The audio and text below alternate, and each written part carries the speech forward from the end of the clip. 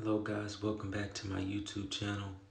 Our YouTube channel is called Walk With Me, so go ahead and walk with me. I'm going to talk about, today is going to be about contentment and why contentment doesn't come in following this body and the things that it wants. So here we go. And if you don't build discipline, you know what's going to happen. You're going to follow the selfish inclinations of this body, and you're going to go wherever this body takes you. And this body will take you straight to hell, straight to the lower world, straight to the demons, straight to all that stuff. I don't mean this as a metaphysical thing. I mean this as a literal thing, as an actual experience in this life here. So you have a choice to make. Do you follow these selfish inclinations wherever they take you? Or do you decide to put a check on this animalistic body? This body doesn't know where it's going. This body's going straight to the grave. This body's going straight towards death. And if you follow it, you're going straight towards death too. But you have a choice to make. Will you follow the lower inclination of this body, the evil desires of this body, or will you decide to discipline this body and ascend upwards? Put your vision above this world. Put your vision above these senses. Stop trying to derive so much of your life from these senses, because you'll go wherever it takes you.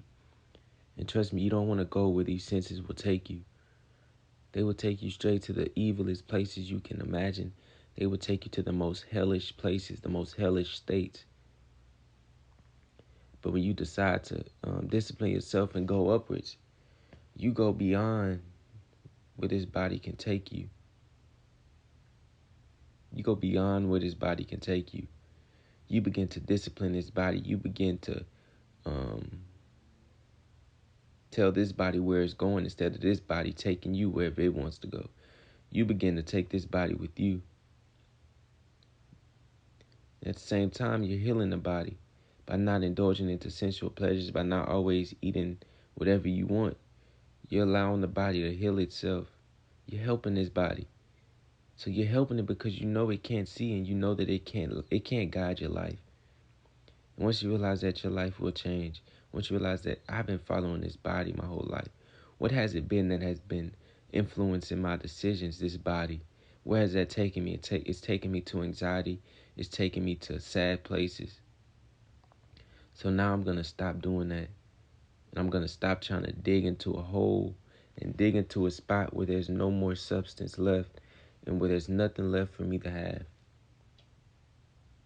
There's nothing in this body for you that's really good and for your benefit.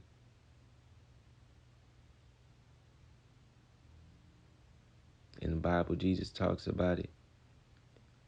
He says a lot of people's gods are their bellies. A lot of people's masters is their sex drive.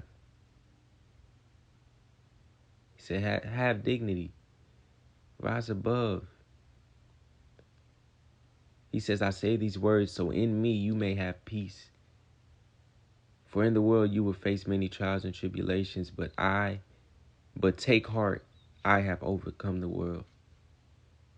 That statement right there, the battle Jesus fought to overcome this world, declares to us that there's no longer an excuse.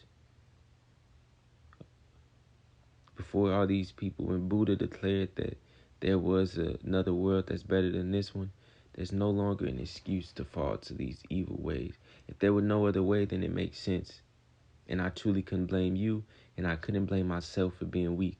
But these people have gone through, they've went the distance, and they're declaring to us that these things can be overcome, but you will have to put through effort.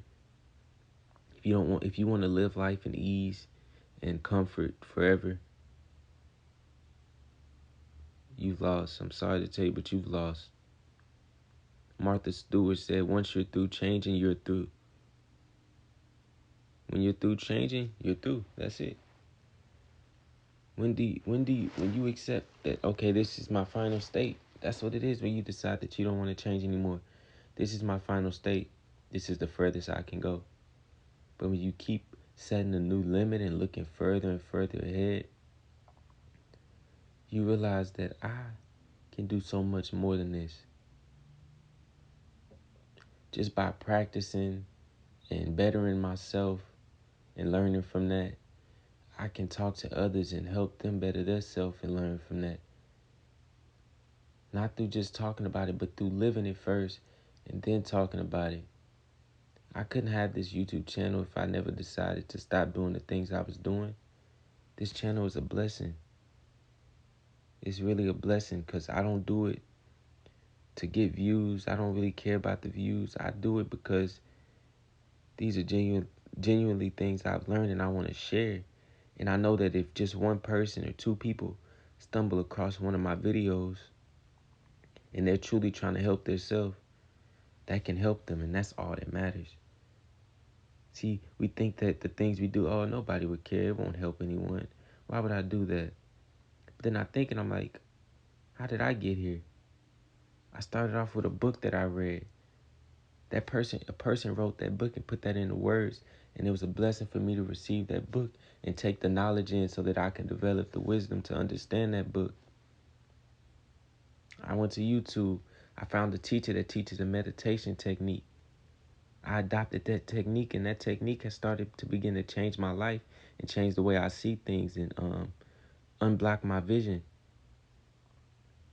So the things that we do, these videos we make, if you have videos you want to make, if you have something you want to do to help the world, if you have a book you want to write, this or that, whatever it is that you think can help the world, don't think, oh, it won't work.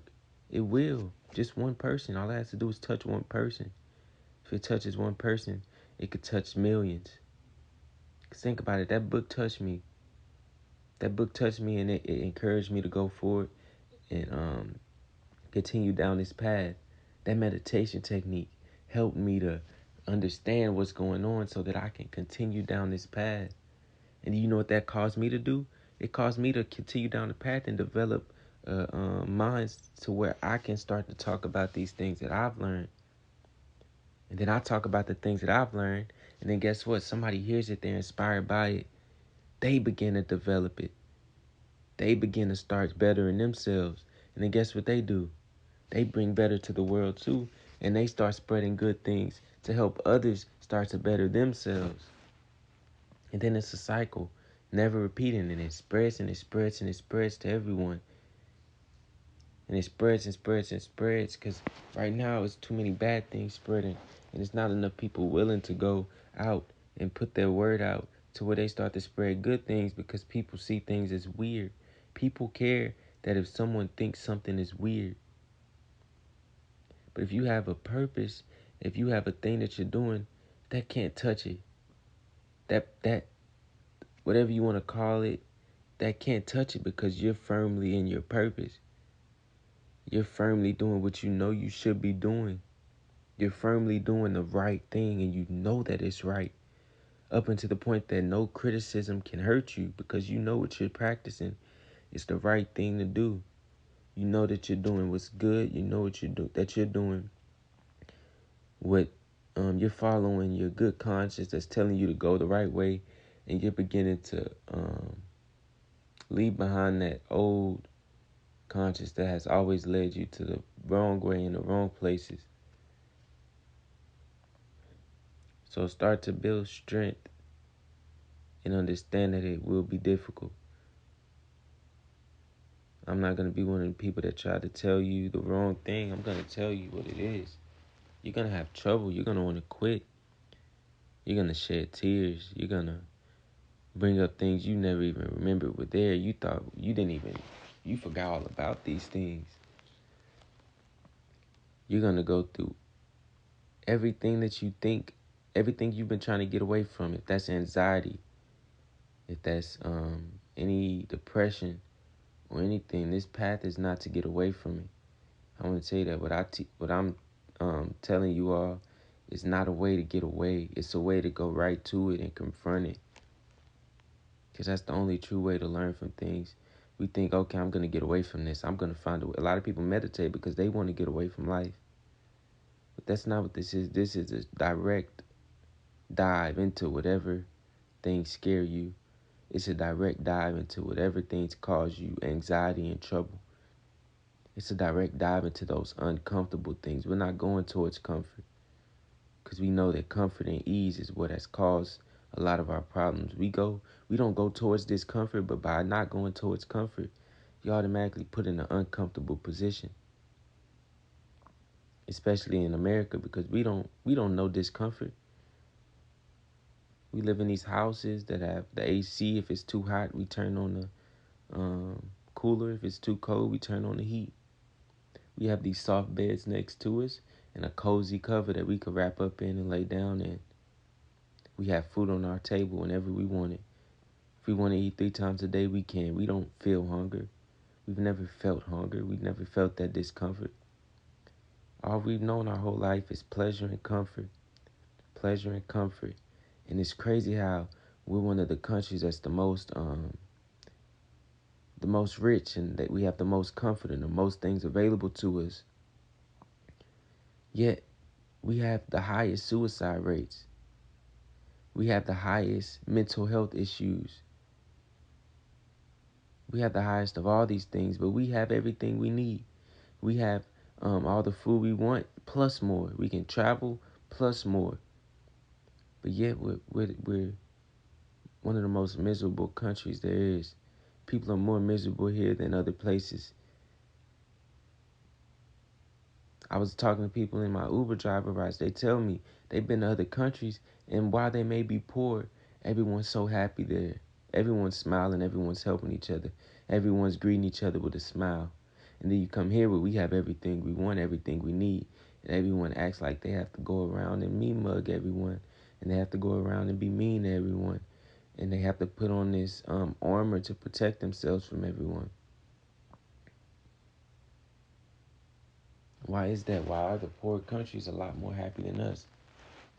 Because we think the happiness lies in getting everything you want.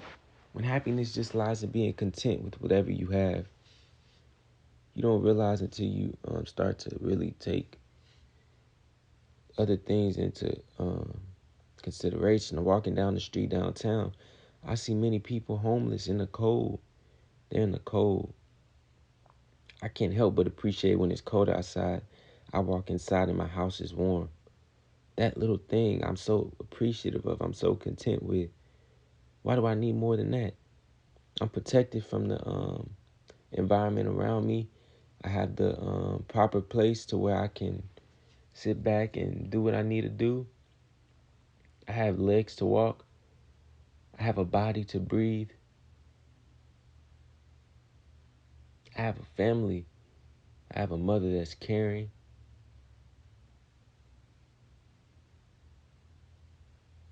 I have food on my table every single day. I have a phone to where I can go and look at anything helpful that I need to watch.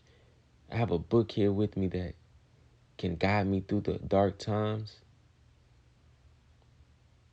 What else do I need? Why do I need so much money? That's not going to help your problem. You can't cover it up. You can't fix something by adding layers on top of it. You have to take those layers off. And I'm going to just stop this video here. Just want y'all to think about that. Learn to be content with what you have. Many people, just a meal on their plate a day, just one meal a day, is enough to keep them content. But here we are in America, eating 3 times a day plus more, eating snacks and all this, and just being greedy, yet we're not content with it. Think about why that is. Thank y'all for listening. Y'all have a good one.